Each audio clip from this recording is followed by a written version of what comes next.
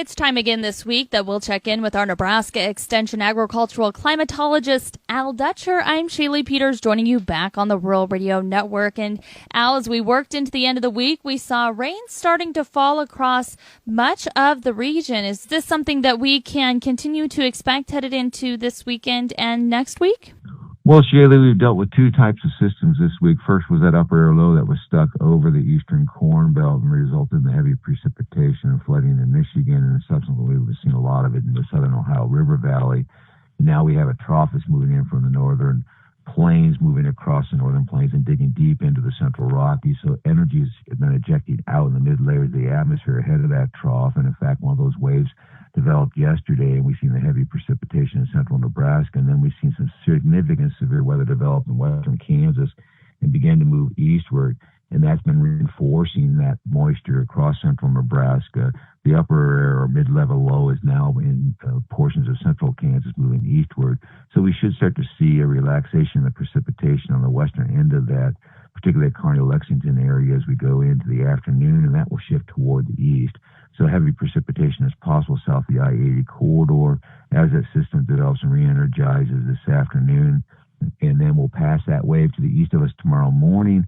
And once we do that, then it looks like we're going to be dealing with the trough itself, the upper air low, over the northern plains start to move eastward and push a cold front into our region, developing severe thunderstorm activity most likely tomorrow afternoon, all the way into Sunday morning across the eastern half of the state. Where it fires will be the big determination. But I do expect some significant severe weather outbreaks developing with this system. And then as we go into Sunday, the question is, where does the front itself hold up? As the energy starts splitting away from that system, the northern stream moves toward the Great Lakes, and the southern stream kind of cuts off a low over Texas. And we'll be dealing with that pretty much periodically through the week. So heavy precipitation is possible again on Sunday night into Monday across south central, southeast Nebraska as the front slowly moves toward the southeast. And then as we go into the midweek period, we start to see that upper air low split across Texas, basically rotate around. A lot of uncertainty where it goes, but we're going to see some heavy moisture across Kansas, Texas, and Oklahoma. Anywhere from 5 to 7 inches might be common. A lot of flooding would be expected. Some of that later in the week, if that low lifts a little farther to the north, may make it into south central, southeast Nebraska.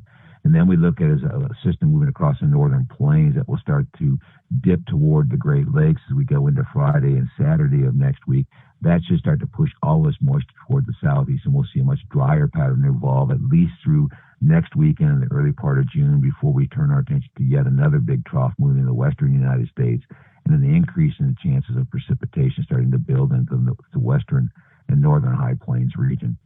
The latest Climate Prediction Center outlooks for both June and the summer indicate above normal precipitation for much of Nebraska, and that's really centered on this heavy precipitation chances during the month of June. Further out, we're seeing a rapid erosion of the snowpack of the central Rockies, northern Rockies, and my expectation is we will start to see heat build dramatically into this region and possibly the western high plains as we get into the second half of the summer.